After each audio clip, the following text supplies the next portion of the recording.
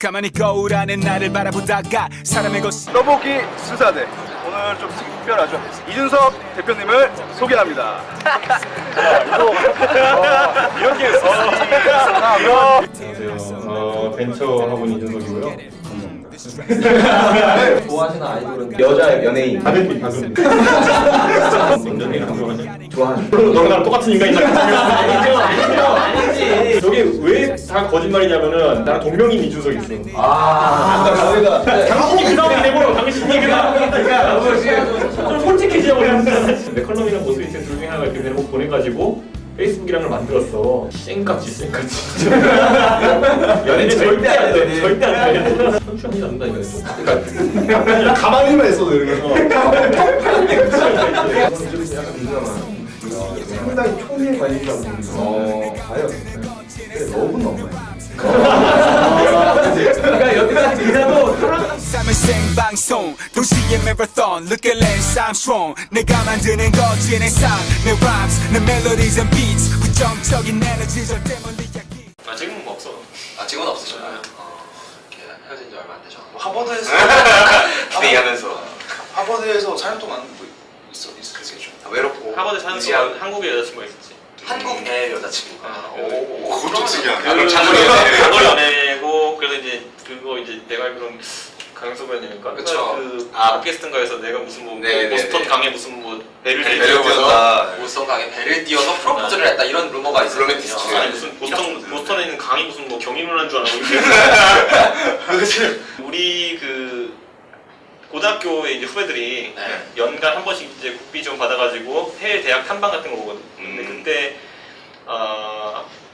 내 고등학교 후배들이 왔을 때 우리가 프로그램 짜다가 식사 자리를 그 선상식당 같은 느낌의 그런 게 약간 있어. 선상국회 같은 거. 거기서 먹는데 분위기 쳐야죠. 거기로 잡았던 거지 위치를 그냥 식당 자리를. 해질 때쯤이죠. 응? 해질 때. 노래는 나오고. 아니 그런 거 아니야. 그냥 식당이 그냥 우리 떠다니는 식당, 곳이니까. 식당 미국은 땅값 비싸고 그런 게 많거든. 배가 이렇게 다니는 게 아니죠. 배가 떠 떠 있는 있는 저 배. 밖에 있는 뭐 배. 움직였나? 한강에 있는 그런 것처럼. 근데 그런 거였는데 거기 이제 갔는데 거기서 내가 내 고등학교 1년 후배한테 원래 알고 지내는 후배니까 좋아하는 후배인 건 맞고 얘기하는 건데 그걸 이제 막 이제 고등학생들 특유의 그런 거 있잖아. 우 이러면서 이제 하는 건데 주변에서 이제 뭐 그걸 공개적으로 고백을 그러면 이렇게 뭐 거기서 좀 뭔가 이벤트 준비하셨나 보네요. 아니 그런 거 없어. 이벤트 하나 준비. 일부러 그럼 그 장소를 그런데 그걸 갖고 이제 막 그 이제 내 서울 갖고 그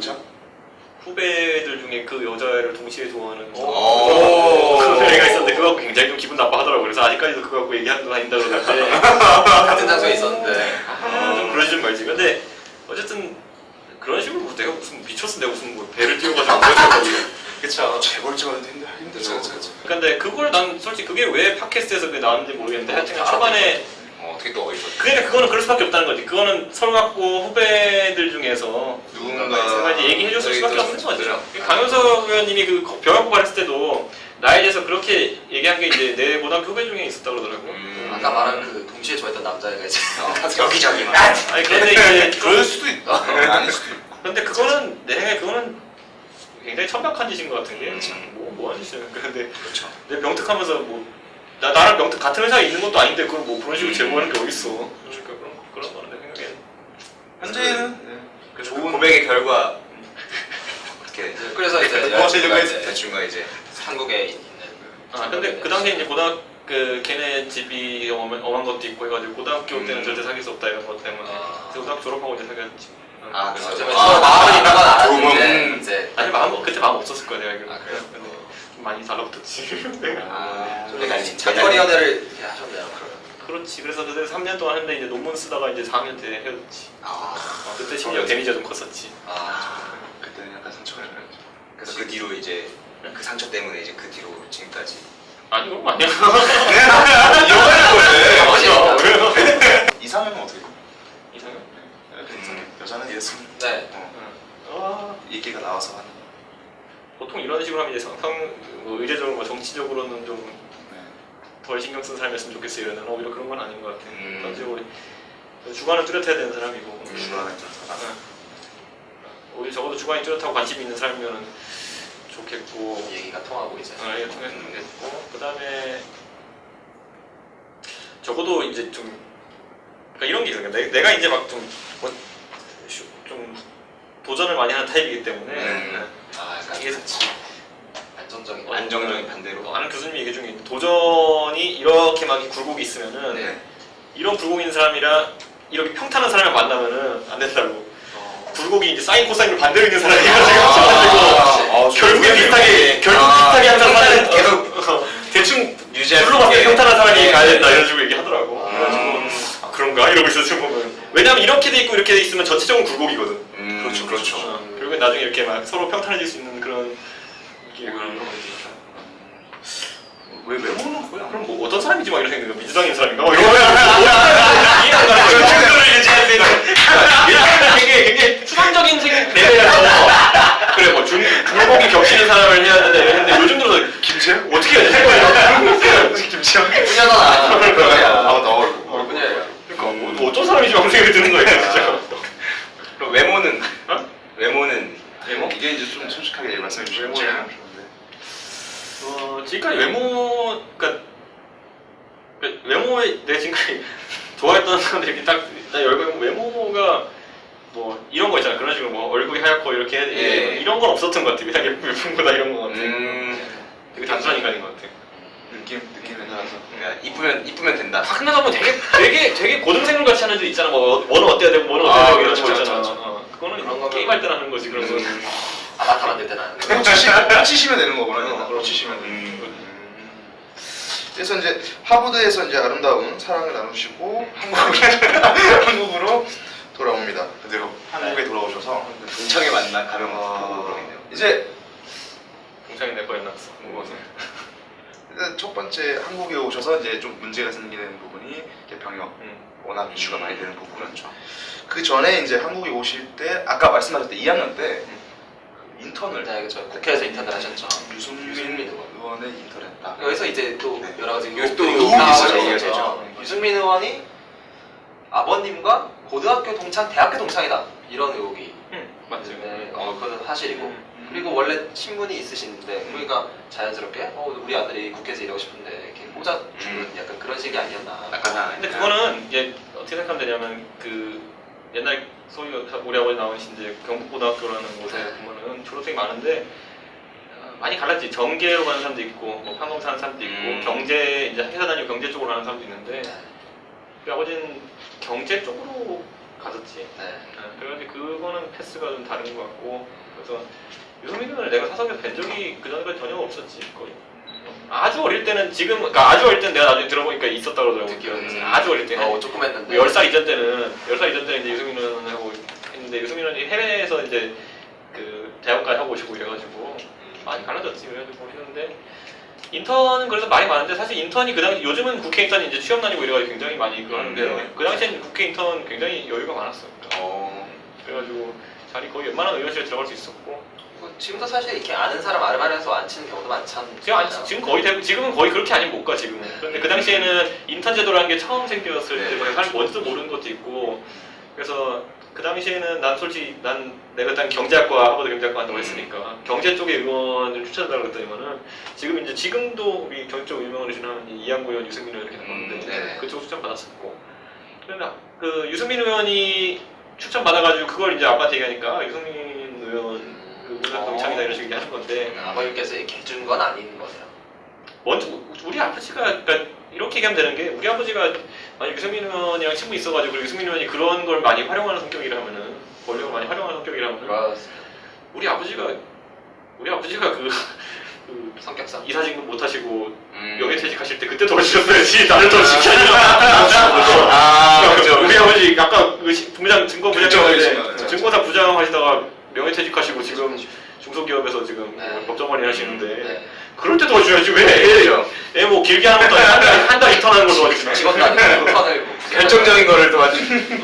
그리고 그때 되게 재밌는 게 뭐냐면 그때 국회 인턴 했더니 딱 한 가지 있었던 게 뭐냐면 그 하는 여자친구 당산동 살았거든.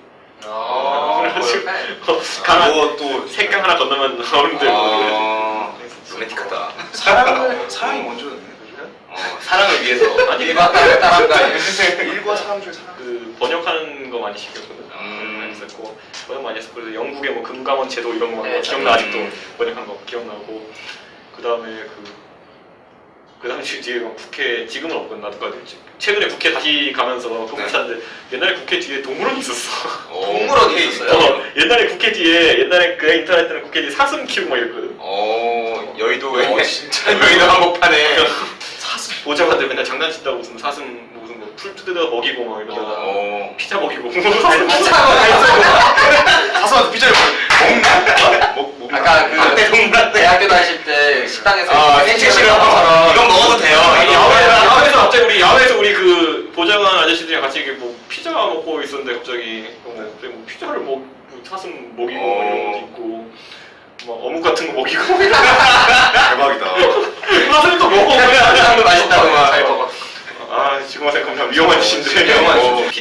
피자를 먹인다는 게 그냥 이렇게 갖다 먹인 게 아니라 피자 이렇게 막 그 고구마 이런 거 있잖아. 고구마에 감자 이런 거 있잖아. 감자. tek 떠가지고 치면 먹고 국회 인터뷰 어느 정도? 3개월 하셨어요. 두 달 반? 두번 받았던 것 같아. 많이 배우셨을 것 같아요 그때 이렇게. 많이 배웠던 게 아니라 오히려 나는 그때 정치 혐오증이 많이 생겼었지. 그때. 오히려. 왜냐면 그때가 언제냐면 17대 국회 초였거든. 이제 미승민이 신관절 하실 때. 딱 이제 17대 국회 초였으니까 17대 국회 초에 그 딱 뭐야 열린우리당이 소위 열린우리당이 난리. 과반 의석을 얻고 한나라당이 120당 떨어졌던 그 당시 그 시절이었거든. 네네. 그러니까 그 당시에 어떤 거냐면 그런 거지. 그러니까 뭐 갑자기 뭐 이렇게 보좌관들한테 연락이 와. 뭐 오늘은 뭐 안에서 로텐더홀에서 농성을 합니다. 피켓으로 농성하고 이런 거 하니까 못 들어가게 이제 본회의장 공사하고 이런 하니까 누구 이번 씨는 뭐 김밥 준비해 주시고 누구 씨는 뭐 이렇게 뭐 작전을 짠다. 담요 같은 거 준비해 주시고 이런 거 하고 이런 걸 준다고. 그때 굉장히 회의가 많이 들었지. 그래서 좀 요즘도 보면 18대 국회 때 보면 그 뭐야 해머질 하고 이런 거 하는 거 보면 그 앞에 문이 봉쇄되면 전부 다 막 창문 그 열고 이렇게 나가고 이렇게 하는 거 많거든. 근데 그런 거 보면서 참 나는 그래서 사실 솔직히 말하면 그 국회 그 내가 인터넷 6월인가부터 했는데 원이 구성되는 거를 보고 조금만 늦게 뭐 그러니까 실제로 지금도 국회 개원을 못 하고 있잖아요.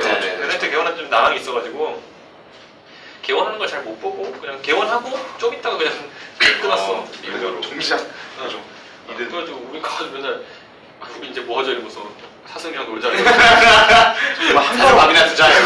사슴이랑 놀자 이러면서 그래서 이제 인턴은 잠깐 하시고 그 하버드 가셨다가 이제 한국으로 돌아와서 병역. 그렇죠. 이제 방위산업체에서.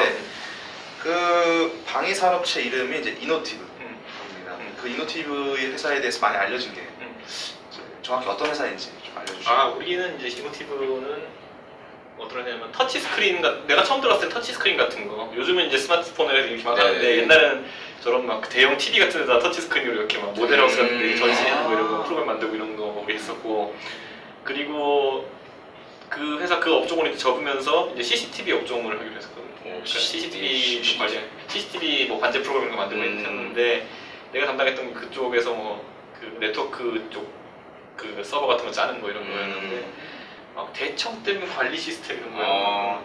대청댐 관리 시스템. 대청댐 관리 시스템 한번 납품하려고 그러면은 뭐 한 3일 동안 그 대청댐인데 가가지고 막 이렇게 막 수분 관리 시스템 막 이런 거 보고 막 그런 거 하고 있어. 수자원공사 가가지고 이거 문 열면 문이 나가는데 막 이런 거 있잖아. 힘드네요, 그렇죠. 그러면 발전 시스템 이렇게 돼가지고 뭐 전국 댐 발전 현황 이런 거 화면에 띄워주고 이런 거 하는 거였거든. 그런 거 하는 회사였지. 굉장히 보면은 지금 같이 회사 하시는 분들도 거기서 같이 만나신 분들이 많잖아요. 정수주기 거의. 근데 다들 되게 학벌이 엄청 좋으시더라고요. 어떻게 보면은. 병특이라는 게 솔직히 말하면 그러니까 기업이라는 거에 병특은 솔직히 선발 절차가 기업에서 뽑는 거기 때문에 그러니까 어떤 회사에 TO가 있고 그 TO 내에서 기업이 선발해서 TO 안에서 이제 병무청에 신청하는 거기 때문에 굉장히 그러니까 소위 말하면 뭐 실력 위주로 갈 수밖에 없다. 그리고 그 과정에서 학벌이 좋은 애들이 갈 수밖에 없다는 느낌이 들어요. 그럼 중소기업이 클 수 있는 방법 중 하나가 이제 병특 인원. 우리 회사 지금 병특 받고 싶어 죽겠어 지금. 그래서 뭐 딴 것도 아니고 뭐 이렇게 컴퓨터 이렇게 만지는 그런 전공 분들을 NC 쉬면은 안 되고 소프트웨어. 막 휴군 가서 막 행군하고 이러는 쉬게 되는 거잖아요. 기회가 없는 건데 그런 거에서 이제 전공을 살려서 사회에도 기여하고 만드시고. 그치, 거기서 이제 좀 원래 정해진 기간보다 한 1년 더 일하셔가지고 돈을 한 6천만 원인가 모으셨다고. 내가 그래서 그때 창업을 내가 처음에 4년 가까이 4년 가까이 4년 가까이 내가 원래는 병특을 2년 10개월만 하면 되는데 34개월. 내가 6월 달에 들어가서 10월부터 병특 카운트가 시작돼서 그 다음에 9월에 다음에 9월에 끝나고 거기서 한 좀 더 다니고 해가지고 결국에 한 3년 9개월 정도 다녔었거든. 그건 너무 오랜 기간 3년 9개월 정도 다니고 나는 결국 그 3년 9개월 남들은 2년 10개월에 끝날 수도 있는데 3년 9개월 한 이유가 나는 회사 하려고 돈 모아가지고 하려고 이제 더 다닌 건데 그러면 좀 보수가 병특 치고도 약간 낮은 편 아니야? 낮은 편. 아니지 병특 치고는 내가 높은 편이지 가장 높은 편이었던 게 내가 처음에 되게 처음 시작할 때 한 2천만 원 정도 시작해가지고 연 2천 시작해가지고 따블 정도 됐진 않았거든. 나중에 물론 병특이 끝나고 더 근무할 시점에 그때는 이제 내가 부르는 게 값이니까 정직원. 하버드 세운 병특은 이제 국가에서 월급을 정해 주나요? 그 아니요, 기업 한도라던가 아니면 근데 보통 중소기업이 많이 하다 보니까 그러니까지 뭐 많이 뭐 많다 많을 수 있고 적다 적을 수 있는데 그래도 회사에서는 같은 능력이 가진 사람을 고용할 수 있는 것보다 싸게 고용할 수 있는 거죠. 이노티브에서 일하면서 그게 바탕이 돼서 이제 클래스 스튜디오까지 이어지겠죠. 하지만 이준석 대표라고 하면 가장 먼저 떠오르는 이미지가 바로 이제 베나사입니다. 베나사. 말을 못한 베나사. 베나사. 배움을 나누는 사람들.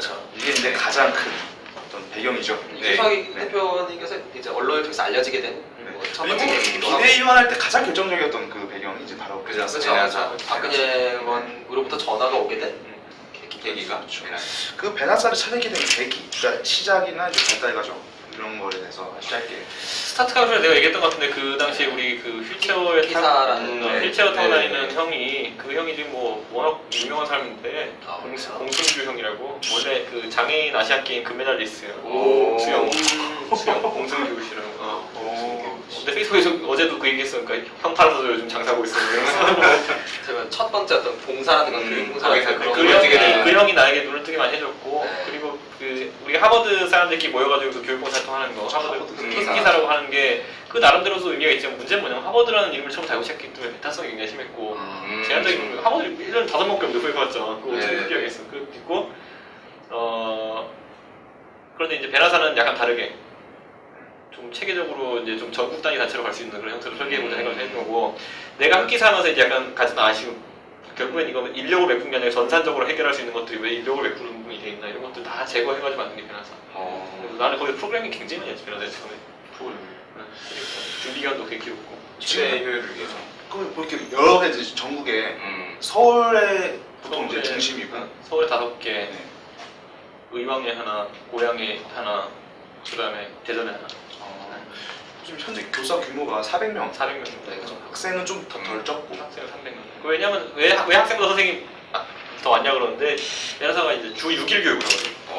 방학 때는 학생들 이제 주 6일 교육. 학생들 입장에서 되게 힘드네요. 그러니까 그러니까 이게 어떻게 보면 내가 이제 그 배려를 가장한 방식 이런 거 이제 그 사장에서 얘기하면서 했는데 결국에는 그 지금까지 봉사단체 이런 거 하는 사람들이 가서 멘토링 해준다고 이제 사기치고 이런 거 되게 많았어요. 상담을 가서 절대 책임질 만한 일은 안 하려고 그래.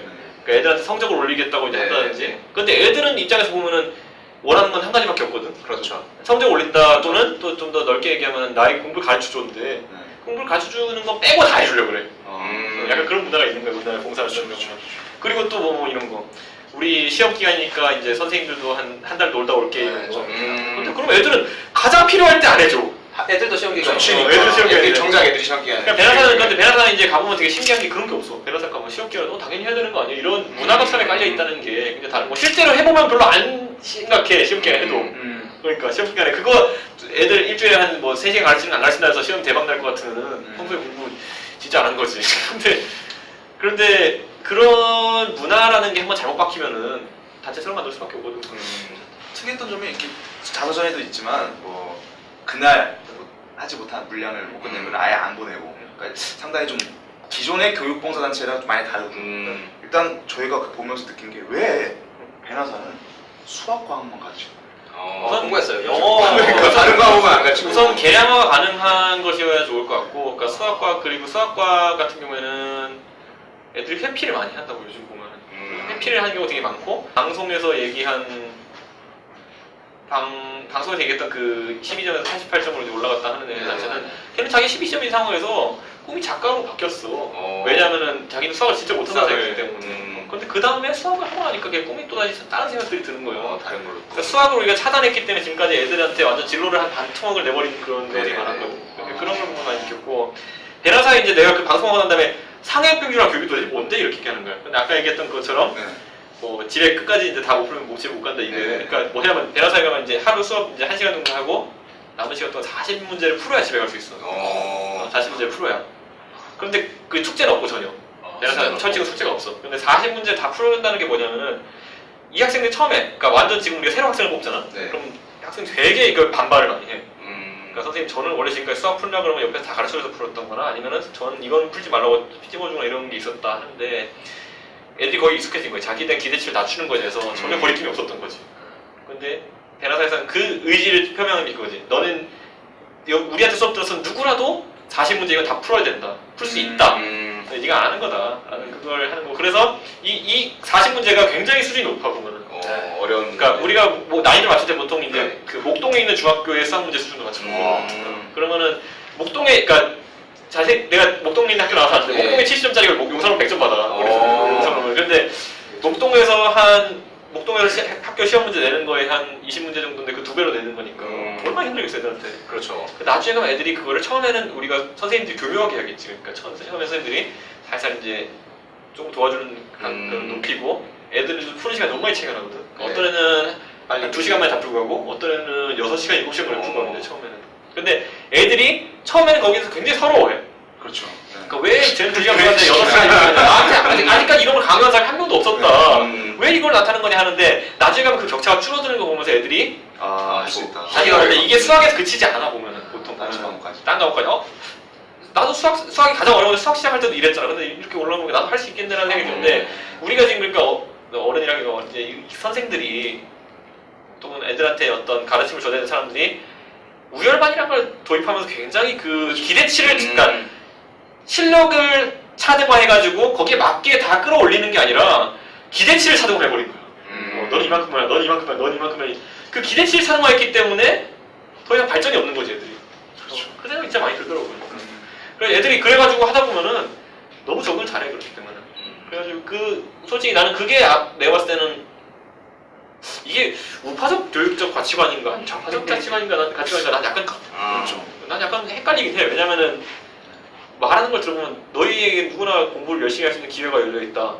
그렇기 때문에 이건 우파적 가치관 같기도 하고. 근데 너희는 누구나 이 같은 목표를 성취해야 된다. 이런 거 보면 약간 좌파적 같기도 하고 한데 어쨌든 결과의 평등, 그러니까 난 여기 기대치의 평등, 기대치의 평등과 그 다음에 그 기회의 평등 자체가 둘이 같이 간다 생각하는데 그거 버렸던 거죠 우리나라니까. 어떻게 보면 임의적으로 그 교사라는 그러니까 학생과 교사 사이에서 교사가 학생의 기대치 정해버리는 그런 건 그러니까 이제 안 되는. 나는 근데 그걸 사람이다. 그러니까 이제 내가 그 방송한다면 선생님 어떤 한 분이 이제 페이스북 메시지로 그런데 교사들의 현실이 너무 가혹하지 않냐. 교사들 비난하고 싶은 생각 전혀 없는 거죠. 하지만 우리가 사회적으로 지금 기대치를 낮춰 나가는 거에 대해서 너무 쉽게 생각하고 있는 거 아닌가. 발전 가능성에 비해서. 사실 좀 궁금했던 게 말씀하셨지만 사실 어떻게 보면 좀 공부를 원래 좀 안 하려고 하고 좀 놨던 애들을 공부하게 만드는 건데 그냥 가장 어렵죠. 세상에서 가장 어려운 일이 아닐까. 어렵고 그리고 솔직히 말하면 우리가 베라사에서 그런 방식을 적용하면 성과가 좋다고 얘기하지만은 예를 들어 한 100명의 학생들 갖고 시작하면은 그 중에 한 20명 정도 진짜 드롭아웃 하는 경우도 많아. 이걸 도저히 못 버텨가지고 나가는 경우도 있다. 근데 우리가 지금까지 봤을 때는 거의 유일한 해법이라는 거죠. 우리도 많이 시도를 해봤다는 거죠. 우리가 베라사 이제 역사가 5년인데 처음 1년 때는 우리도 우반이랑 열반 내쳤지. 우열반. 우반 열반 하면 어떻게 되냐면 열반은 합심해서 계속 삽질하고 같이 진짜 이렇게 마음이 잘 맞을 수가 없어. 우리 이런 거 우린 안 돼. 진짜 진짜. 우리 나면 안 될 거야 이러면서. 하고 근데 그거는 열반 선생님들도 한 학기 이상 못해. 나가면 못해 먹겠다. 힘드니까 진짜 너무 짠하죠.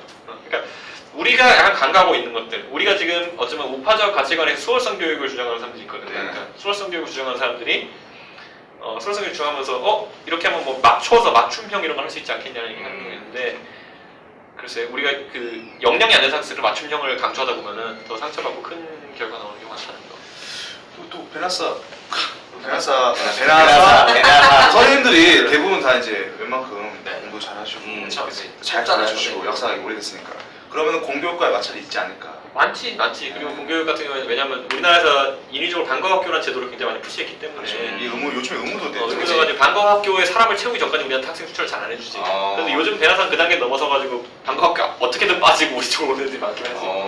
그런데 그거는 앞으로 좀 정부에서 고민해볼 만한 문제인 것 같은 게 이게 오세훈 시장님이 옛날에 있을 때 그렇죠. 동행 프로젝트라는 걸 이제 했었거든. 네네. 근데 그 동행 프로젝트가 이제 우리 이제 베나사의 동행 프로젝트에 상처받고 온 사람 되게 많아.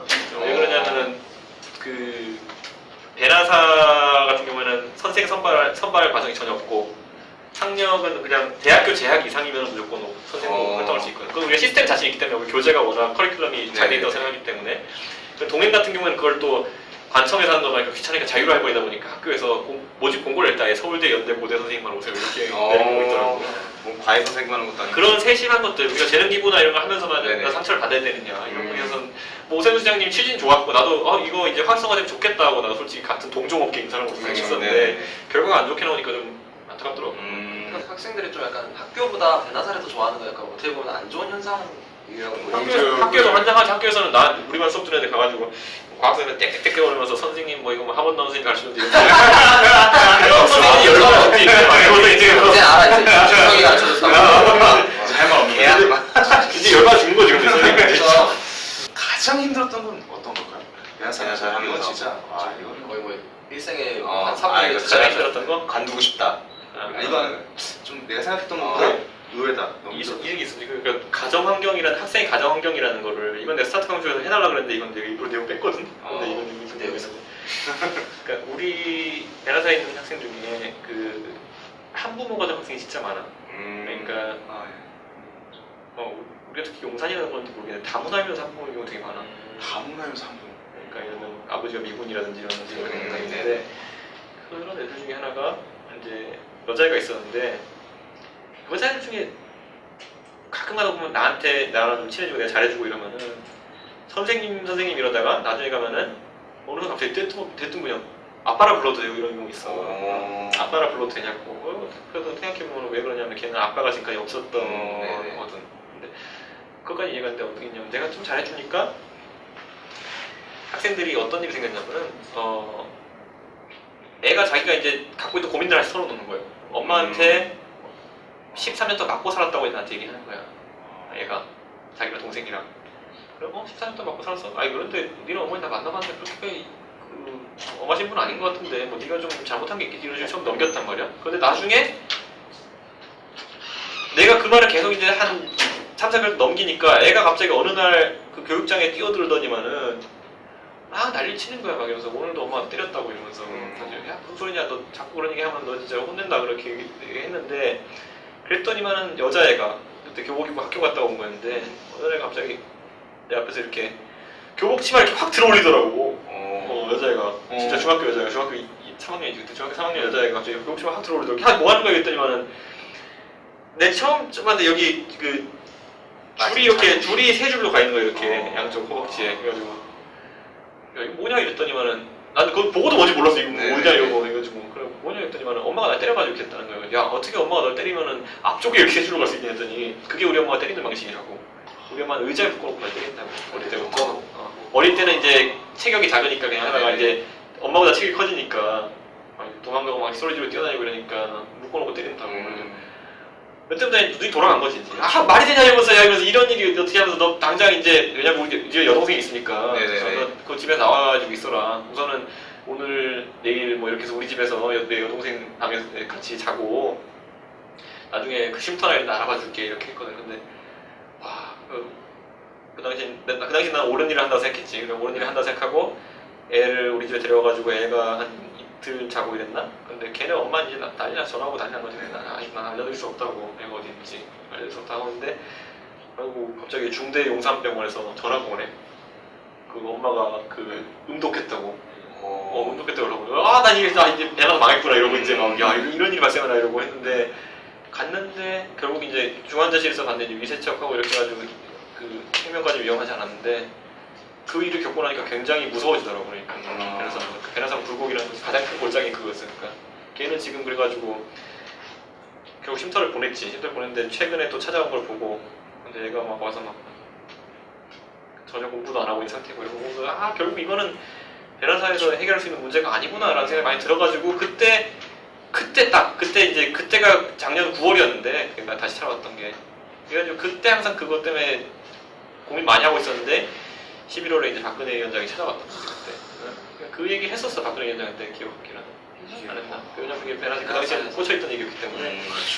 근데 그런 식으로. 그래서 걔는 지금도 가끔 전화하고 이러는데 나 이번에 비대위 됐다고도 막 이제 놀러가 되냐고 전화하고 이랬는데 차마 그 말을 못하겠다고. 내가 너 때문에 너 생각하면서 이렇게 하겠다고 했다는 얘기 못했던 게 내가 비대위 이거 신문기사 검색하면 나와. 내가 비대위 신문기사 검색해보면 처음에 이게 어떻게 나와 있냐면은 그 신문사 이제 처음에 내 인터뷰 막할 때 이준석 씨는 어떤 정책이 하고 싶어가지고 비대위 왔다고 했는데 어떤 정책이 하고 싶어서 왔습니까? 그랬는데 그 대학생들 그 교육비 문제랑 그 다음에 청소년 주거 문제를 해결하겠다고 저는 왔습니다라고 했거든. 청소년 주거 문제가 뭐냐라는 거에서 기자들이 많이 물어봤는데 안 가르쳐줬어. 청소년 주거 문제라는 건 사실 그치. 처음 들어보는 거죠. 근데 그게 뭘 염두에 뒀던 거냐면 아까 말한 그 쉼터 이런 거 가출 청소년 주거 문제. 내가 왜냐면 근데 그걸 내 머릿속에 너무 강하게 내려박혀서 아직도 그거는 그때 사건 대처에 대해서 내가 아직도 아쉬움이 많이 많기 때문에 그걸 항상 얘기한 거야. 그래서 그게 있었던 것 같아요. 그렇죠. 그건 봉사단체에서 해결할 수 있는 게 아니라 제도권 내에. 그러니까 솔직히 지금 와서 그 상황이 돼가지고 내가 어떤 가정에 개입해가지고 할수 했는데 엄마가 음독해가지고 병원에 중환자실에 있다고 연락 와봐. 그건 진짜 그건 심리적 데미지 장난 아니야. 그렇죠. 겪어보면은. 근데 그렇게 있었다는 거지. 그러던 찰나 이제 이거는 봉사단체 배나사에서 내가 뭔가 할 수 없는 부분이 있구나라고 생각하는 찰나 이제 박근혜 의원님 전화를 받게 되지. 되게 웃긴 게 그러니까 비대위 하기 전에도 그 베나스 때문에 그 정치권에서 많이 불렀어. 솔직히 말하면 그 이명박 대통령도 몇 번 불러갖고. 정말. 그런데 그걸 이제 그런 식으로 이제 자꾸 박근혜 남자를 지금 하긴 하는데 사실 야당 쪽에서도 얘기했었고 옛날에. 오히려 야당 쪽에 그런 이미지가 청년 비례나 이런 것 같지 약간. 아니다, 야당은 정작 열심히 일하는 사람 싫어한다. 네. 야당은 길거리에 나가는 사람을 좋아하지. 앉아 있는 사람들 이렇게. 야당은 이번에 그 비대위 하면서 약간 느꼈던 게 뭐냐면 김재현 씨나 아니면은 또 뭐 김연경 씨나 이렇게 저희 만나보면은 항상 그 느낌이 사람들은 자신들이 가진 그 경험의 영역 외에 있는 건 인정하지 않는구나 생각을 많이 했던 게 나는 그런 게 아니었구나. 난 당신들도 굉장히 의미 있는 것도 생각하는데 그게 아니라 베나사에서 알아볼 생각 같은 것도 전혀 안 하는 거지. 그냥 상대에 대한 존중이거든 그거는. 난 저도 청년연이 뭐하고 다녔는지 이런 거 많이 찾아보고 이제 얘기하러 갔는데 그게 별로 없는 거지. 서로를 알려고 하는 게. 그게 좀 안타까웠어. 그러니까 이번에 진보 정치에 대해서 내가 한 가지 할 말이 있다. 우리나라에 진짜 진보인지 모르겠지만 진보로 위시되는 이 세력에 대해서 보면은 특권했다고 생각하는 게 되게 많은 것 같아. 그렇죠. 예를 들어 뭐 민주화라든지 아니면 뭐 길거리에서 시민운동하는 그런 얘기 다 특권했다고 생각하는 게 많이 그렇죠. 비율이 높은 거 맞는데 국한된 거라고 생각하는 거 맞죠. 나한테 사람들이 와서 이준석 씨 같은 사람 같으면은 나 방금 뭐 이준석 씨 같은 사람 같으면 내가 봤을 때 오히려 민주당이 있어야 될 것 같은데 왜 민주당이 있습니까? 라는 질문 되게 많이 받는데 그건 아니라고 생각해. 내 생각인데 내가 봤을 때 민주당에 거꾸로 얘기해. 민주당의 배나사 같은 활동하는 사람 없어. 내 지금까지 봤는데 없어. 진짜 정작 없어. 그런 것 자체는 그냥 모래성 위에 형은 이미지일 뿐이지. 그리고 그래서 이번 주에도 이제 이제 나랑 김상민 의원이랑 선수랑 해가지고 이제 잔디밭에서 노는 모임을 하는데 난 아직까지 어떤 야당에서도 그 청년들이 와가지고 놀 수 있는 모임을 만들었다는 얘기 들어본 적이 없었어. 모두 다 피켓 들고 무슨 MB하고 콘서트 하는 건 내가 봤어도 그 콘서트랑 무슨 게 노는 거랑 주장하면 내가 하겠어. 근데 항상 거기에 정치적인 목적이 개입돼 있고 이런 말을 내가 많이 하거든. 이번 우리 그 잔디밭에서 국회 잔디밭 하는 걸 취지는 어떻게 딴 쪽이랑 구분되냐면은 내가 실제 내 실생활에서 어떤 사람 만났을 때 내가 이 사람과 친해지기 전까지는 정말 속마음을 안 털어놓는다고. 그렇죠. 근데 과연 지금 정치권에서 야당이 그런 소통을 열심히 한다고 하는데 도대체 그렇게 가가지고 국회의원 한 사람이 그 학생, 일반 대학생 한 사람한테 잡아가지고 3시간, 4시간 같이 뭐 농구도 하고 술도 마시고 뭐 밥도 먹고 이러면서 그 시간을 투자해본 적이 있냐고. 진짜 사람 대 사람 말만 하지. 그걸 투자해보고 그 다음에 계속 연락 받고 이렇게 해본 적이 아니잖아. 그냥 자기가 간단히 하고 싶은 일이 있으면은 무슨 대학교 졸업생이냐고 오세요. 그러니까 그 선출된 권력들 이런 사람들 대가리들만 만나고 싶어 하잖아. 그러니까 솔직히 말하면. 아니면은 자기들도 행사할 때 같이 가서 피켓 들어주는 거나 이런 게 같이 하는 걸 생각하는데 그게 아니라 진짜 인간 대 인간으로서 만나가지고 얘기해볼 수 있는 거. 내 생각에는 정말 우리가 정책 제안을 받으려면은 그 학생들이나 이런 사람들이랑 형하고 하는 사이까지 가야 된다고 생각해요. 왜냐면 난 형하고 하는 사람에게도 잘 얘기 안 하는 정도의 사람이니까. 근데 그 시도를 지금까지 누가 했었는데 아니라는 거지. 근데 우리가 지금 그걸 시작할 건데 그걸 이제 야당의 자기들 트레이마크라고 생각하고 있는 게 약간 에러인 거지 지금 생각에. 그건 자기들 거라고. 소통이랑 당황감 비슷한 줄 알아요. 마이크 혼자 들고 혼자 얘기하는 게 소통이 아닌데요. 토크 콘서트라는 방식에서 내가 이걸 한번 얘기했었거든. 토크 콘서트라는 방식에서 뭐 몇백 명, 몇천 명이 되는 사이에서 1대 다로 이렇게 화자가 돼가지고 청자가 돼가지고 하는 거 자체가 도대체 청년 문제 무슨 해결이 도움이 되겠냐는 거예요. 1대 파악에. 자기 주장 내세는. 근데 한번 박수나 치지. 와, 네. 환호하고. 거기다 토크 콘서트 몇 개 봤거든. 솔직히 사회적으로 굉장히 명망 있는 분도 있고 되게 좋은 분들 많은데 네. 아니 저거는 위키피디아 찾아 나온 얘기 되게 많고 솔직히 말하면 저거 누가 못해. 그래서 저 진짜 누가 못해. 연습해가 대본 써가지고 하면은 누가 하느냐고 사람들이 그러니까 그런 거지. 네, 근데 그게 우리 문제 해결 무슨 도움이 됐어. 가가지고 맨날 불임무실하게 다 얘기해가지고 그거에 탈피해보자는 게 그거 생각. 야당은 이번에 아마 좀 긴장을 해야 될 거란 생각 그런 거에서. 저 처음 봤거든요. 저도 이거 신청했는데 김밥에 몰려가지고 대기자가 떴어요. 10초 전부터 계속 새로 고쳐야 있었는데. 근데 그런 저도 이렇게 보면 그런 거 처음이거든요. 그렇죠. 그죠. 국회 잔디밭에서 논다. 인조의 정식 역사상. 국회 잔디밭에 사는데 와서 논다? 근데 어떤 거는 국회의원들이 자기 지역 구민들 불러가지고 관광시켜주고 관광시켜주고 빨간 모자 다 이렇게 쓰고 그러는 국회요. 그런데 그게 아니라는 거지. 국회에 사실 누구나 들른다는 수 있거든. 그렇죠. 사람들이 국회의원 뭐 신분증 차단할 것 같은데 아니거든. 아니죠. 원래 실제로 여기 잔디밭에서 원래 놀아도 돼요. 놀아도 돼. 원래 놀아도 돼. 그런데 뭐 요즘 여름이니까 잔디 보고 기간이 있는데 어쨌든 그건 놀아도 되는데 우린 들어갈 거야. 그런데 어쨌든 들어가서 놀면 되는 거고 도심 내 가장 큰 공원 중에 하나인 것 같은데 왜 그런 거를 야당은 한 번도 거기를 내줄 생각 안 했느냐 통일의 사람들한테 왜 그런 생각을 못 했냐 이런 생각이 드는 거지. 훨씬 가까워질 수 있는 기회인데. 몇십 년 동안 한 번도 못했다는 게 참. 보좌관들은 거기 사슴 먹이고 놀면서 그러면은 약간 새누리당 하면서 비대위 한 다음에 약간 실생활에 뭔가 변화 크게 온 거는 없나요? 이게 막 그 강남역 회사 강남역이 있으니까 네. 또 나가서 밥 먹으러 걸어 나가면은 그런 거 있잖아. 내가 앞을 싹 걸어가면 사람들의 시선이 쫙 돌았다가 쫙 다시 가고 쟤 맞아? 다시 쫙 가고 이렇게 완전 긴가민가 이제. 하는 걸 듣고 뭐 은행 대출 한도가 뭐 몰랐다든가. 그거는 요즘 문자가 오는데 은행 대출 한다고 모르는 것 같긴 하고 랜덤인 것 같기도 하고 그런데 어쨌든 모르는 것 같기도 하고 그 회사에 관련해서는 뭔지도 모르고 투자하겠다는 사람이 좀 있긴 있었어. 그래요. 뭔지도 모르고 그래서 안 받았지. 뭔지도 네. 몰랐어. 순주라고 하죠. 이준석 보석 박근혜 테마주?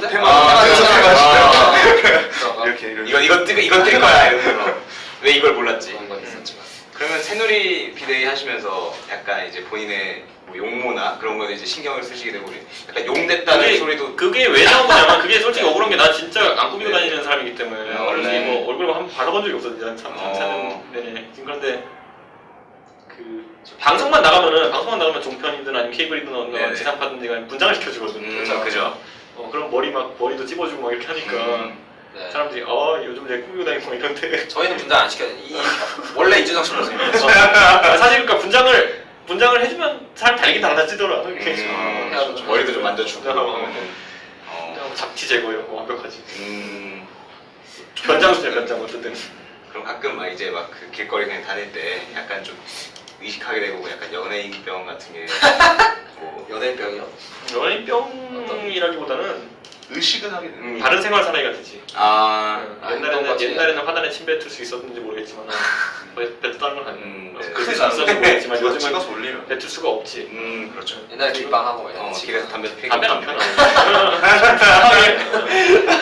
옛날에는 전화 받을 때 손으로 안 가리고 그냥 받았다면 요즘은 그런 술집 같은 데도 좀 약간 그러니까 그런 룸 말고 룸이요? 약간 뭐 이렇게 칸막이 있는 있는 그런 데를 술집을 이제 선호하신다거나. 아니에요. 아니 되게 뭐냐 그 술집 같은 경우는 내가 이제 그 스타트강 쇼에 뭐 실시간 검색어에 뭐 이준석 술 먹고 나오는데 그 실시간 검색어가 아니라 실시간 검색을 해보면은 그 네이버에 그 트위터나 이런 게 올라오거든. 네네네. 누가 트위터로 막 그런 거 올려놔. 이준석 내 옆에서 술 먹고 있다. 이준석 내 옆에 술 먹고 있다. 근데 그때 그게 깜짝 놀랐던 게 뭐냐, 이준석 내 옆에 술 먹고 있다라고 썼는데 그분이 이거 어떤 사람이야 해가지고 프로필 들어봤더니 뭐 민변 변호사 뭐 여기서 잘못 걸리면서 아니 뭐 민변이 잘못됐다는 게 아니라 이게 뭐 혹시라도 이게 뭐 우호적이지 않으시면 어떡하나 이렇게 하고 내가 진짜 깜짝 놀랐지. 갑자기 갑자기 이제 정치적으로 좀 넘어가서 그러는데 네. 새누리당 비대위가 연락이 온 시점이 12월 26일 맞나요? 그죠? 20. 박근혜 대표. 처음에 20한 2일쯤 연락 왔었는데 그때 안 음. 하고 23일째 비대위 열리는 전날에 결국에 확정을 지으신 거예요. 전날. 전전날 밤 늦게. 어. 그때 그러니까 그 다음날 아침에 새벽 6시 네. 일반인으로 상상 못하고 일반인으로 상상 못하는데 그 전화. 대한민국 역사상 내가 전화를 가장 빡세게 받아본 사람 중에 하나야 그때. 어. 어때요? 그때 내가 거의 한 200통 걸러 와서 그중에 한 60통 받았는데 전부 다 이준석이 누구냐 도대체 뭐 하던 인가 뭐 할 겁니까 뭐 이런 거. 근데 그리고 그 영상도 지금 뭐 유튜브 가지고 그거 찾아보고 있는데 되게 웃긴 영상이 하나 있어. 이준석이라는 사람이 처음에 가서 당사 회의실 앞에 이제 있으니까 네. 기자들이 여기자들이는 그 소위 말하는 말진 기자들이 날 둘러싸고 있는 거야. 말진이 딱 둘러싸고 나한테 전부 다 이거 들이대고 이제 막 뭐 하다 불러온 분입니까? 뭐 이런 거 물어보고 있는데 옆에 쓱 하면서 박근혜 위원장이 지나가. 네.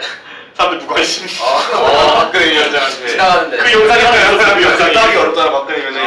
박근혜 의원님 막, 나 지나가야지 이러고 그 영상이. 박근혜입니다 이러면서. 무슨 말하지 생각하면서 이제 가셨을 텐데. 그날 자체가 이제 내 기억이 진짜 남는 게 그러니까 그 우리 당사의 회의실 가면 진짜 앞에 카메라가 방송 카메라 60개, 70개 깔리거든.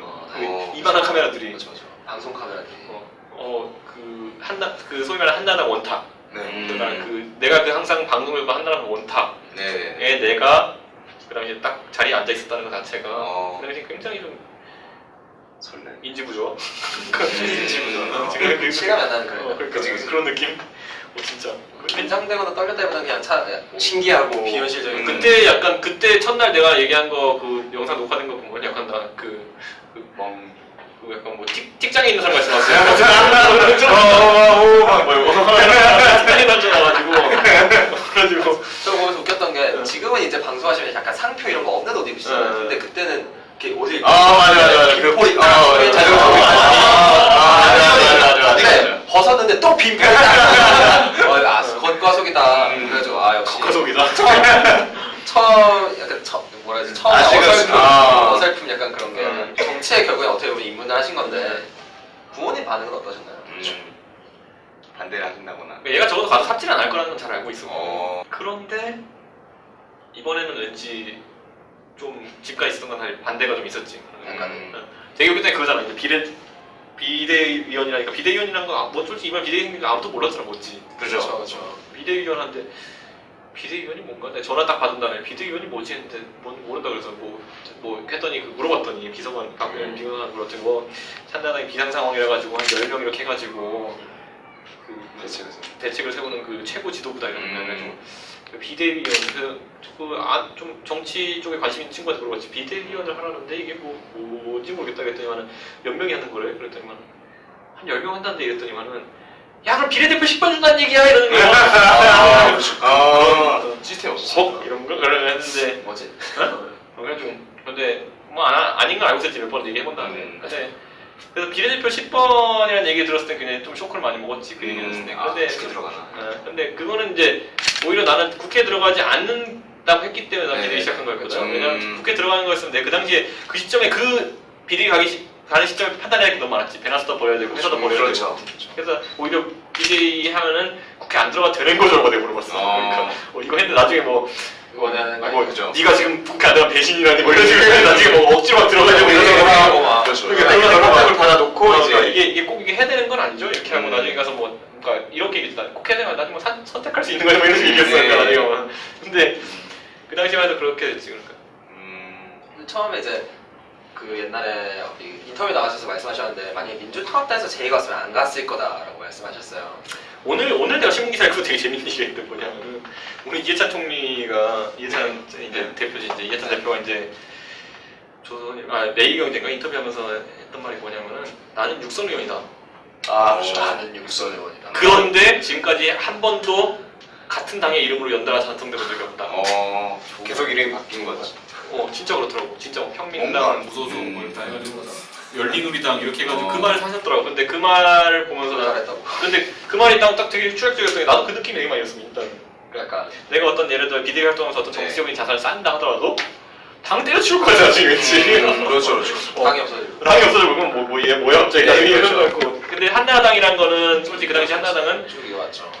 쟤는 바보인가 싶을 정도로 정치공학적인 그런 걸 안 걸더라고. 그러니까 당을 그러니까 새누리당은 바뀔 거란 예상을 못했으니까 그래서 네. 이게 당명을 바꾸고 같지도 않고 삽질하면 차라리 당이 망하면 망했지 그런 짓은 안 할 것 같다는 생각이 들었고 지금도 실제로 새누리당은 보면 이름 바꾼 게 없잖아. 합당한 네, 그렇죠. 거 안에 바뀐 게 이름 없죠. 좀 10몇 년 만에 바꿨거든요. 15년 만에 바꿨죠.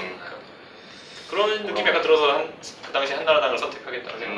스스로의 어떤 정치적인 성향이나 스탠스라고 하시면 원래는 어떤 쪽 약간 원래 새누리당 쪽 원래 가겠지. 그쪽 상황이 왜냐면 나는 그때 그 뭐야 국회 인턴하면서 어차피 도찐개찐이랑 갈았기 때문에 그때는 그런 생각이 들었기 때문에 그러면 원래 약간 뭐 전 대통령들 중에 혹시 약간 이 그렇죠. 대통령이 존경하는 이런 왜냐면 게 존경하는 의원은 제가 알고 있거든요. 뭐 김근태 전 의원이거나 뭐 이정희 김근태 전 뭐라고 의원. 하네? 네. 김근태 그래서 도봉과 그래서 오린 코리아에 붙어 김근태 전 의원 그랬는데 대통령은 제가 네. 못 들어봤고 말씀하신 적이 없으셨던 것 같아요. 아직까지는 없는 건지. 대통령이라면 아직까지 없다는 것도 너무 내 생각엔 좀 편한 답변일 것 같고 내 생각에 지금 가장 기억에 남는 사람은 일부가 조금씩 기억 남는 것 같아.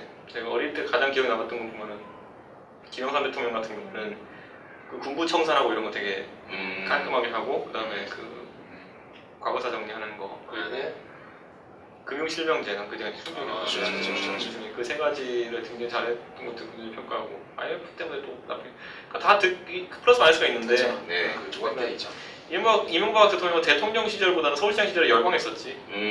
내가 아무래도 고맙다 보니까 내 대학교 졸업 논문이 서울시 버스 시스템, 지하철 시스템에 대한 연구였고 옛날에 말씀하신 그런 거에 열광했었지 옛날에. 그러니까 솔직히 말하면 이명박 대통령이 예를 들어 뭐 저상버스를 도입한다 이런 것들. 네. 왜냐면 내가 그 같이 미국에서 휠체어 타고 다니는 형이랑 항상 저상버스 미국 타고 다니면서 이거 한국에서도 그렇게 했던 거 한국도 이런 걸 생각하는 사람이 있네? 이런 생각했었고 청계천 같은 경우에는 뭐 조경화천이 많이 많았지만 그래도 이거를 뭐 고가도로 난 고속도로 뜯어낼 정도면은 굉장히 네. 용자다 이런 느낌이 내가 지금 우리 용자다 밀어내버리고 이게 용자 네. 그냥 딴 느낌이 아니라 용자 진짜 이걸 그렇죠. 왜냐면 그 전에 내가 알기로 고건시장님이었던 것 같은데 네. 근데 그 당시에는 서울시장이 뭐한 일인지 모를 정도로 좀 약간 미미하게 원래 그분 있는 스타일이 듯. 관리형이기 때문에 네, 그렇죠. 조용한 스타일.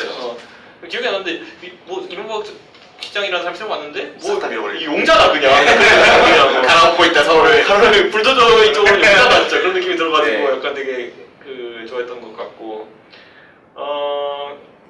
그 다음에도 이제 난 솔직히 왜냐면 광우병 때까지만 해도 이명박 대통령한테 별로 실망 안 했던 게 그거 갖고 이제 대응하는 방식에 대해서 나는 그냥 좀 악에 바쳤구나라는 생각이 많이 들었지. 그러니까 시위를 지나가 방식이니까 이렇게. 그래서 그 당시에 이제 내가 지금 되게 추억이 뭐냐면 내가 그 당시에 광우병 시위할 때 네. 지금 우리 회사에 같이 있는 그 친구랑 그다음에 병특하고 있었는데 회사 끝난 다음에 가봤어 한번 성교총 지하적으로 그 당시 가장 기억나는 게 뭐였냐면은 시위하는데 앞에 이제 서서 있던 분들이 이런 마크가 생긴 깃발을 들고 있더라고. 소위 말하는 다 함께. 근데 팔뚝. 그 당시엔 그게 뭔지 몰랐단 말이야.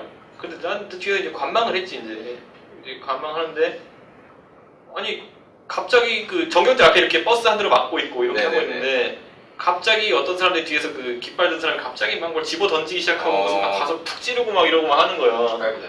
내가 그래서 이제 내가 그 당시에 가가지고 이제 거기서 이건 아니지 않냐 이거 하지 말라 이렇게 했는데 그 당시에 내가 중앙일보 기자한테 그거 하다가 이제 취재를 당했어. 그러니까 왜 만지셨습니까 이런 취재 했거든. 첫 언론 인터뷰. 시민 이모 씨지 그런데 어쨌든 근데 그 당시에 취재 다 했는데 그때 했는데 문제는 그 중앙일보 기자랑 인터뷰하고 이러니까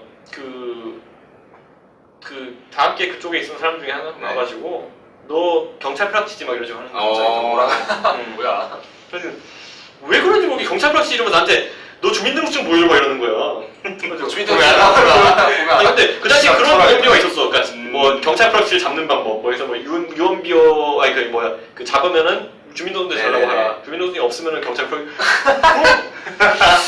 진짜 그런 거 있었어. 그래가지고 없으면? 그러죠. 아니 무슨 말도 안 되는 소리야. 아니 네가 경찰도 아니고 내가 왜 당신한테 주민등록증 보여줘야 되느냐. 근데 막 이제 몰아가죠. 그럼 이거 시민 여러분들이 프락치 잡았으면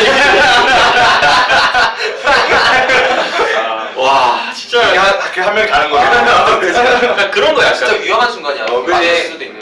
근데 그러니까 광우병 시위에서 사람들이 여러 가지를 느꼈을 거야. 그러니까 사람들이 여러 가지 느꼈는데 어떤 사람은 그런 현장을 못 보고 어떤 네. 사람은 이명박 대통령이 어쩌면 뭐 물대포 쏘고 이런 걸만 보면서 이명박 대통령이 불통을 했다라고 생각할 수 있지만은 네. 나는 개인적으로 이명박 대통령이 뭐 그 명박산성 이런 거 쌓고 이런 거는 좀 적절하지 못한 대처였다 보고 네. 굉장히 안타깝게 생각했는데 네. 또 반대로 그 시위에 대해서 이제 이런 얘기하면 또 근데 또 사람들이 그렇게 얘기해. 일부를 갖고 또 전체를 매도하지 말라 이렇게 얘기하는데 보면 봤을 때 서로 그 어떤 그 감정 대립이 시작될 때쯤에는 네. 그 앞에서 좀 약간 주도했던 사람들의 문제도 있긴 있었어. 그렇죠. 봤을 때. 누가 시작했죠? 뭐 괜히 가가지고 막 찌른다든지 뭐 별일 다 해 막 시위들 앞에 보면 몇 명이 그 깃발 든 분들이 가가지고 막 네. 그 대학생 이제 정경 이제 대학생 이런 애들 많잖아. 보면 가지고 니는 뭐 쇠고기 처먹고 뒤질 거다 이러면서 한다. 니네 뭐 이러고 있는 거 뭐 다 사진 찍어가지고 인터넷에 올려버린다 협박하고 막 이러면 그러니까 그 내가 만약 정경이었으면 내 개인적으로 내가 정경이었다면 내가 되게 열받았을 만한 사람들. 아라 덕구는 하필이면 나도 그 당시에 이제 병특하면서 네. 그 군복 모중이었으니까 그런 생각이 되게 많이 들었지 그러니까. 쟤네 저렇게 욕하게 할 게 되나? 근데 비대위 하시면서 가장 이제 저희가 그냥 일반 시민으로 봤을 때 가장 이제 놀랐던 점은 네. 보수 정당이라고 생각하는데 거기서 상당히 언변이 화려하셨어요. 그치. 가격. 그러니까 약간 직접적이고 솔직하고 이거 상당히 TV 많이 나오셨죠. 그거를 보면서 박근혜 대표의 표정을 많이 잡더라고요. 그분과는 술을 마신 적이 있으신가요? 같이? 아니 또 밥을 자주 마신다거나 일주일에 몇 밥을 번 마셔. 밥을 먹는 술 마셨다는 게 자든지. 굉장히 상징적인 거지. 술을 이렇게 같이 한잔 술은 전혀 뭐 회식 자리도 술 먹는 자리는 없었던 것 같아요. 박 의원님이 와인 술을 한 잔? 아, 와인. 와인. 이건 뭐 술이라고 할 수. 비대위 마지막 그 종파티. 회식 때 이제 마지막 점심에 마지막 보다는 그렇게 많이 이렇게 친분이 있다거나 많은 말씀을 나누고 자주 통화를 하거나 사적인 통화를 한 적은 전혀 없지. 어. 우리는 항상 회의 자리에서 회의하는 거 갖고 얘기하고 소위 말하는 그 이게 박근혜 위원장이 딴 건 몰라도 그 절차적인 어떤 그 엄격성 그건 되게 심하기 때문에 공천하는 과정에 있어서도 네. 공천의 비만 나다 몰라. 적어도 외견상으로 있는 절차적 정당성은 다 지켜나갔다는 거. 확실히 원칙적으로. 그에 대해서 야당은 그게 안 됐던 거지 이번에. 공천 관련해서 뭐 네가 개파가 어쩌니 이런 거 했는데 나도 확답을 못 하겠어 내가 지금. 왜냐면 나도 공천에 가서 내가 본 부분이 있고 못 본 부분이 있기 때문에. 네네네. 근데 예를 들어 그 공천에서 만약에 뭐 어떤 절차적 예를 들어 이번에 박근혜 위원장님이 비례대표 11번이신데 네. 이번에 처음에 기사 나온 게 1번을 받으실까 아니면 말번을 받으실까 마지막 번을 받으실까 그렇게 기사 많이 나왔는데 그걸 결정하는 비대위 회의에 딱 이제 회의 안건을 올렸는데 네. 박근혜 위원장이 이건 제가 껴있으면은 논의하기에 적절하지 않은 주제인 것 같으니까 제가 밖에 걸어 나가겠습니다. 아예 걸어 나갔다는 거예요. 그런 절차적인 그런 엄격함을 굉장히 많이 지키기 때문에 그거는 그게 누구의 최대 장점이지. 그러니까 장점이기도 하고 단점이기도 하고. 그건 단점은 아니야. 다른 건 단점들이 있는데 그건 장점인가 내가 확실히 봤을 때. 그러니까 적어도 어떤 절차적으로 봤을 때 항상 네. 스스로 엄격하다는 거는. 그럼 이제 비대위 끝나고는 뭐 따로 전화를 하시거나 뭐 그런 적은 뭐 따로 막 밥을 기억나는 게 그 얘기했다던가. 선거 그 4월 11일? 네. 4월 11일 그 개표 방송하기 전에 내가 그 앵그리버드 인형 사려고 동대문 가 있었는데 네. 동대문에 있다가 동대문을 가셨구나. 어디 있었는데? 동대문 갔는데 동대문 이미테이션 단속해가 좀 안 팔더라고요. 그래가지고 그 9호선 한승역에 샀어. 한승 통로에 있더라고. 그래가지고 원래 난 이거 큰 거 생각하고 갔는데 네. 그래서 이거 조그만 거밖에 없어가지고 이거 두 개. 지금부터 막 찾으실 줄 그래서 했는데 그분들 그래가지고 전화가 오셨더라고. 그래가지고 이거 정성이었다 수고하셨다. 그래서 이제 빠이빠이겠거니 했는데 그 다음날 바로 문대성 기명세 탁 터뜨리고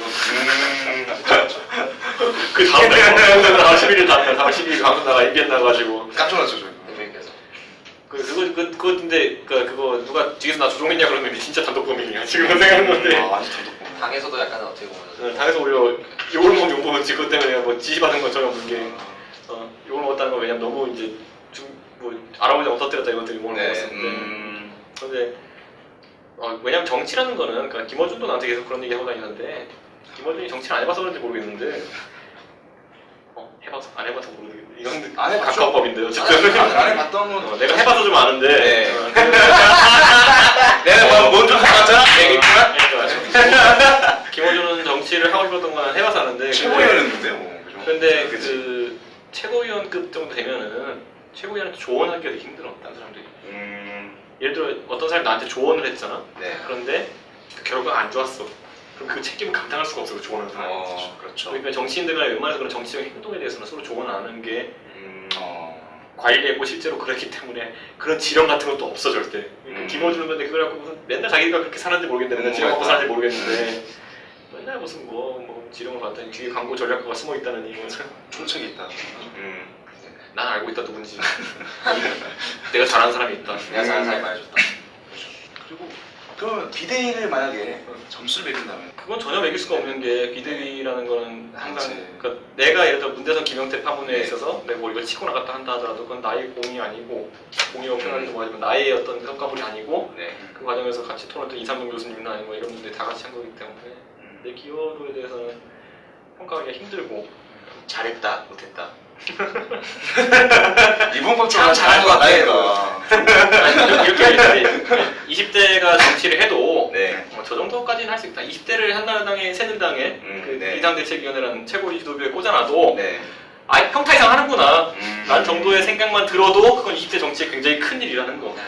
그리고 과연 지금 야당 정치인들 중에 그걸 보여준 사람들이 있느냐 하면 난 솔직히 없다는 생각을 하고 있기 때문에 그러니까 결국 지금 뭐 생물학적으로 뭐 김재현 의원이나 아니면 뭐 김광진 의원 같은 경우에 비거가 되고 하지만은 솔직히 말하면 모르잖아 사람들이. 그렇죠. 모르고 그 사람들이 예를 들어 하다못해 자기 당의 내부 모순에 대해서 예를 들어 어떤 자기 당에 노무 표절한 사람이 있다면 네. 그 사람에 대해서 결과가 한 것이 목소리라도 내본 적이 있느냐 아니면 음. 자기 당의 구조적인 뭐 종북 논란이나 이런 거에 대해서 그죠. 자기 당 둘째치고 자기 입장이라도 제대로 밝힌 적이 있느냐 그런 거에 대해서는 난 그런 부분에서 비교하자면 떳떳하다고 얘기할 수 있고 아쉬웠던 점은 없어요. 참수 마지막에 마지막에 한 건을 하시고 이제 총선도 끝났고 이게 그렇게 즐기시면 되는데 아니 그러니까 그게 진짜 그래서 더욱 이제 황당한 게 남들은 그러니까 그 야당 쪽 지지자들은 당연히 뭐 그쪽을 그렇게 생각할 수 있겠지만은 뭐 의도적으로 문재인 고문을 뭐 마크하기 위해서 뭐 벌입니다 하는데 세상에 내 살을 깎아가면서 그런 공격을 할 리가 누가 있겠어요? 그렇죠. 미친 사람도 아니고 그렇죠. 그러니까 그런 건 당연히 말이 안 되는 거 내가 지금 뭐 대선이 얼마 많이 남았고 총선 끝난 지 얼마 안 된 상황에서 근데 무슨 정치적 이득을 노리고 네. 지금 그 상황에서 그런 일을 벌이겠냐는 네. 거예요. 그러니까 동기와 무슨 뭐 효과가 불확실한 상황에서 내가 왜 그런 짓을 하겠냐는 그렇죠. 건데 그치. 그걸 자꾸 고의적인 걸 보니까 그냥 황당했고 그런데 근데 사실 그런 의혹 많았잖아요. 이렇게 사과하시는 과정도 약간 아, 사진 기사를 왜 데려가냐 약간 이런 의도한 거 아니냐. 기자를 데려온 거 아니야. 아니 근데 그 사진 사과하는데 사진 찍은 사람 보면은 오마이뉴스랑 뉴스원이거든. 내가 사진 기자를 만약에 부를 수도 그죠, 없고 부르려고 했으면 내가 조중동이나 뭐 솔직히 말하면 그러니까 네. 어디 부를지 모르겠지만 오마이뉴스 뭐 부르진 않을 거야. 적어도 거기는 그러니까 손도 안 댄. 그러니까 사진 찍은 사람이 사진 찍고 인터뷰한 사람이 오마이뉴스 기자랑 맞으세요. 그 사람도 그리고 그 찍은 사람이 여당 담당 기자도 아니야. 여당 담당 기자는 아니고 문재인 고문을 따라갔는데 문재인 고문한테 내가 사과하러 가니까 그게 기재가 된 거지. 전화하면 이제 기자들도 특종이다 이러면서. 기사를 그렇게 썼구나. 아니 그리고 뭐 그렇다고 문재인 고문님한테 왜 기자를 데리고 다니십니까라고 물을 수 없는 그죠. 거. 내가 사과하러 간 입장인데. 그건 그렇죠. 그러니까 보고 싶은 데 보는 거야. 근데 그 트위터라는 곳에서 항상 퍼지는 것이 실제로 진실과 관계없이 제목을 어떻게 뽑느냐. 그건 140잔에 뭘 우겼느냐이기 때문에 네. 사실 내가 가장 많이 겪은 거 162cm 파분. 그러니까 키가 162cm다. 내가 봤다. 그러니까 내가 봤다. 내가 이준석 얼마 전에 봤는데 키가 162cm던데 그러니까 무한 RT 해주세요 이러더니 갑자기 온 동네 이준석 키가 162cm더라. 역시 그럼 내가 이럴 줄 알았지. 그렇지 이준석 역시 뭐 이러면서 하면서 그렇게 잘 됐고 그 다음에 나한테 갑자기 무슨 뭐 프리메이슨이 그런 거다. 원당 이미 결사이다. 이미 결산다 미국의 뭐 새누리 저격수. 걔는 진짜 저 총들이다 총들이. 씨는 실제 실명을 좀 정보를 한마디만 해주세요. 씨는 좀 그 조심하셔야 됩니다. 인생을 찾았으면 좋겠고 인생 찾았으면 좋겠다. 이렇게 말하는 좀 안타깝지만 나한테 내 당신 주민등록번호랑 주소도 줬잖아. 그런데 왜 아직도 박근혜 위원장 까는 거를 그렇게 어색적인 단어로 올리고 다니는 건지 조두순이랑 원춘 아이디로 하면 모를 줄 알아? 그거 하고 다니고 예전에 보니까 그 민주통합당 무슨 뭐 SNS 기획 담당이라고 페이스북에 본인 소개를 해놨던데 그거 캡처해놨으니까 나중에 좀 서로 상황 봐가면서 선거에 쓰도록 하자고 그걸.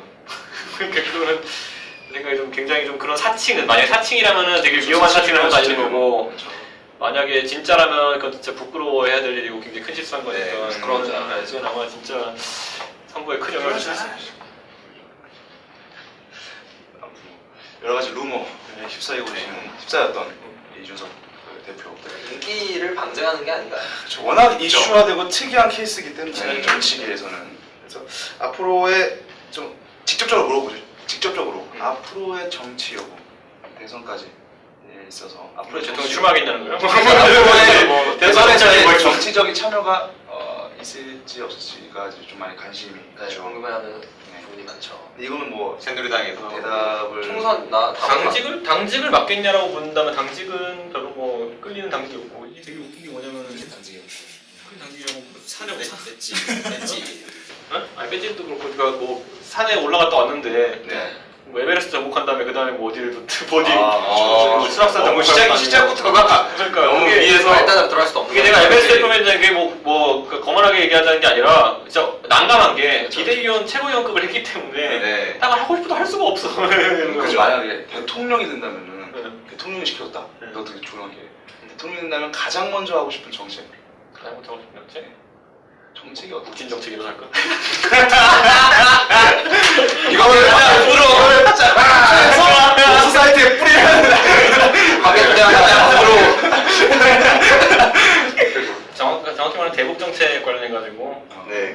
방향 전환을 좀 하고 싶은 게 있다만 국방력 강화. 왜냐면 이명박 정부가 되게 안타까운 게 뭐냐면은 결국 긴축재정이라는 걸 하면서 뭔가 보수 정당이라는 거에도 불구하고 안보에 대해서 굉장히 투자를 좀 등한시했던 게 있기 때문에 그래서 지금 나오는 것들 예를 들어 뭐 항상 뭐 KD3 이런 뭐 군함 같은 얘기 나오면 네. 뭐 항상 척수가 줄어들고 이런 게 얘기 나오는데 뭐 고속정 이런 거 항상 보면 스펙 다운되고 이런 거 있는데 미사일도 매 24개 달려 있었는데 8개가 달렸고 이런 것들 좀 그것을 봐야지. 왜냐면 힘에 의한 평화라는 것 자체가 거의 지금 북한과의 관계에서는 유일한 방법을 보고 있기 때문에 힘이 있어야지 평화가 유지. 그러니까 적어도 그게 아니라면 그거 아닐 때 그러니까 우리가 옛날에 과거 98년도 이럴 때는 우리가 힘에 의한 평화 외에는 다른 걸 생각하지 않아봤기 때문에 그렇죠. 해변 정책이라는 거에 대해서 굉장히 고민을 많이 해왔지. 그래서 그 국민들이 그거에 지지를 보냈고 그건 시대 정신이라는 거지. 그러니까 그렇게 해도 한번 해봤으면 좋겠다라는 시대 정신이고 지금 우리가 겪고 있는 시대 정신은 해왔더니 그건 역시 아니다. 라는 게 국민 공감대가 어느 정도 있기 때문에 천안함이랑 솔직히 그 연평도 포격 뭐 천안함에 대해서는 뭐 진보 쪽에 인정하지 않는 하지만은 연평도 포격은 누가 쏜 거야?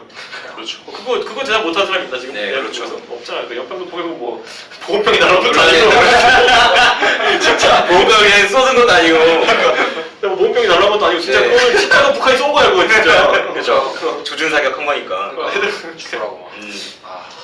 그러니까 그거는 부인할 수 없는 상황인데 뭐 네. 100가지 북한이 잘한 게 있다 하더라도 거기에 쐈으면 그거는 나쁜 놈이지 그거는. 그러니까 왜? 뭐 우발적인 우백명 범행이라 주장한다 하더라도 그거 하나 통제 못하는 게 무슨 나라예요. 그렇죠.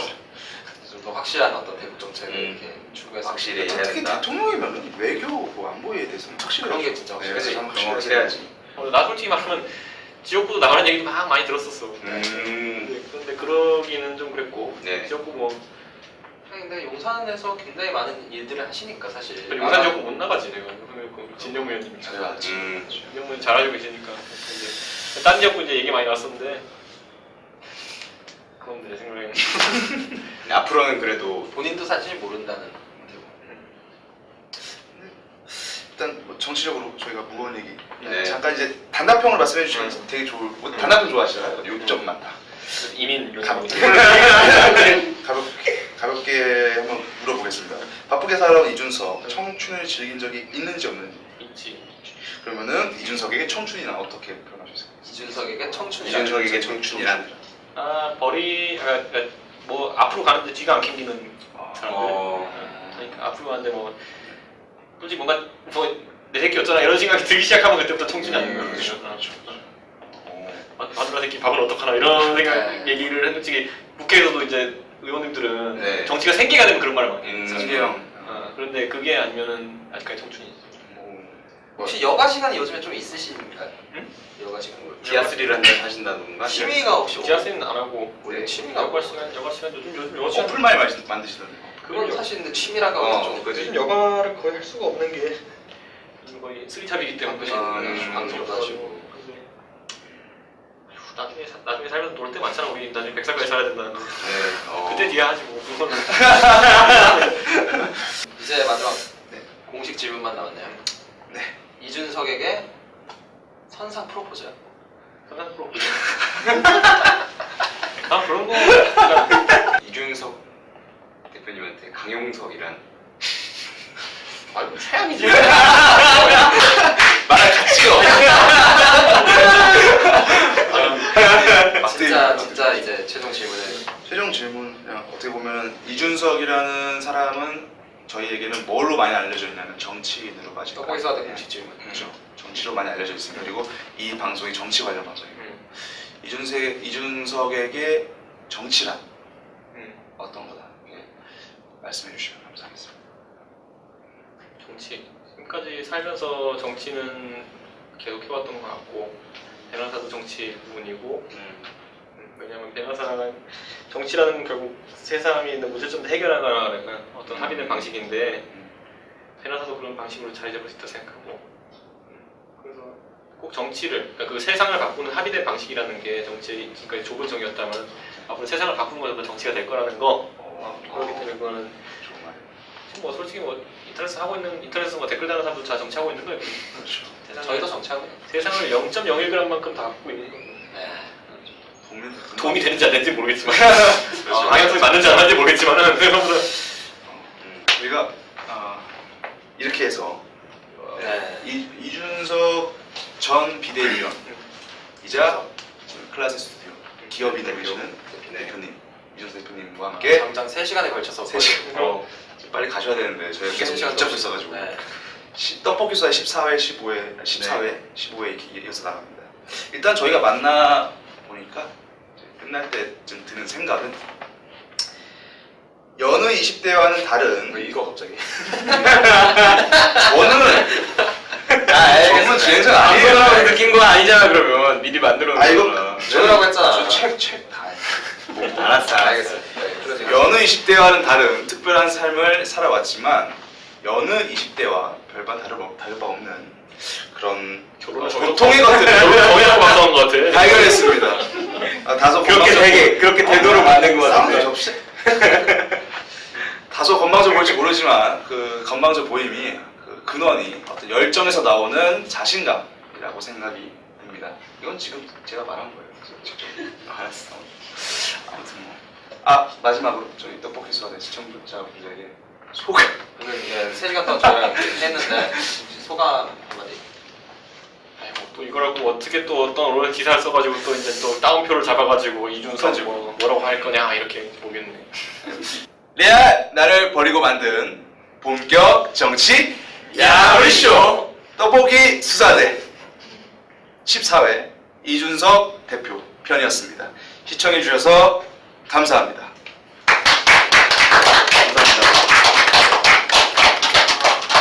떡볶이 먹으러 가야죠. 같이 먹으러 가야 돼. 네.